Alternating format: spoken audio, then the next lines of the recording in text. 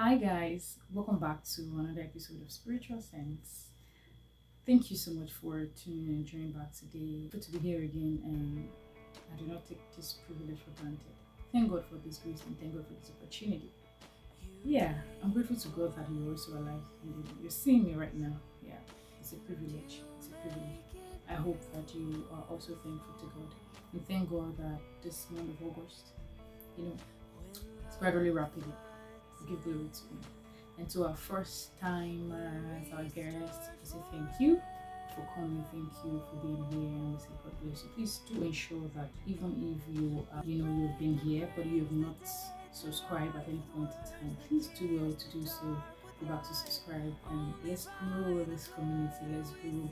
Let's go. Let people see this and make sure that you like. Make sure that you also share the words to other people. What we do here is essentially inspirational, is essentially spiritual content, and I pray that as you do so, God blesses you, and I hope that you've been blessed to family members, everybody that have been coming by. Yes, so we are still in that series of you to remember now your creator. I hope you have not forgotten where we are. We have been talking about the gods in this age and time, in this generation, the gods that have built up themselves in our hearts and shifted us away from the place of God, shifted the place of God in our hearts. And that is where we have the call of God in this generation. That's why God is beckoning on someone. God is calling you, if you're listening to me, and you have drifted away, to come back to Him. And I hope that indeed you would that call. We talk about so much on how that we should not be the impediment, just like the prodigal son. He was able to learn when he got to that particular stage, and to say that sometimes we go through wilderness experience because God, in His infinite mercy, is trying to, in compassion, bring us back home. And so we should not take every situation that we go through in life for granted, especially when you know that you have drifted far from God.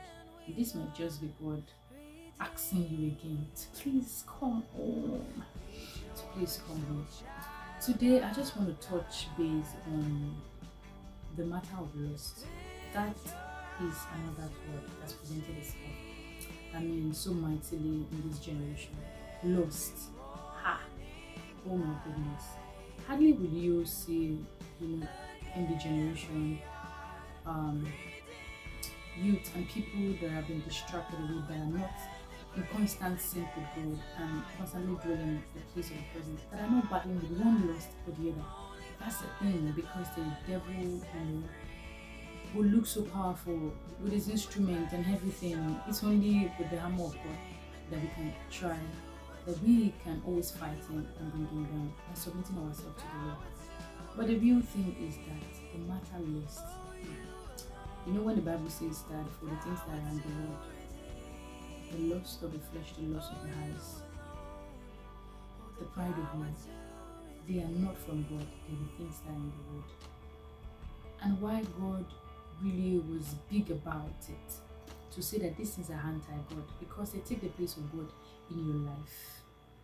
Lust is a big deal in our generation. And that is because a lot of people have been eaten up and have gone far away from God because of this matter. Is it the lust of the eyes? Is it the lust of the flesh? Is it the pride of life? What are you lusting after? And that's the thing, that all these things have the ability to bring up themselves as God. Whether you like it or not, you're recognizing it or not. They take the place of God. Is it money that you lust after? Are you lusting after immoralities? And all of those things, when you lust after them, the desires in your heart, you're giving over to them, and it gradually drag you away from the place of the presence. And you don't even care, you don't even know when you have lost it, or when you have lost the presence of God. I want you to critically think about these things. In what way have you allowed lust? What are those things that you have given yourself to in the matter of lust? The lust of the eyes, or the lust of the flesh? Are lusting? Is it in immoralities? Is it in sexual matters? Is it even in masturbation? Is it even in addiction of one thing or the other that you are giving yourself to? And you're gradually going down the drain of lust.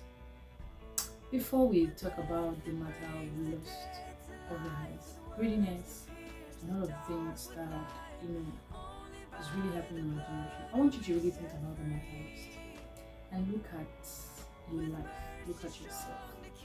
By any means, are there ways that you think that something is sharing glory with God, something that you have appetite for, something that your flesh desires, something that you always long for, is gradually taking you away? On the next episode, we will look at a biblical example and we will trust God to help us to see through His eyes. Until next episode again, please do well to stay alive.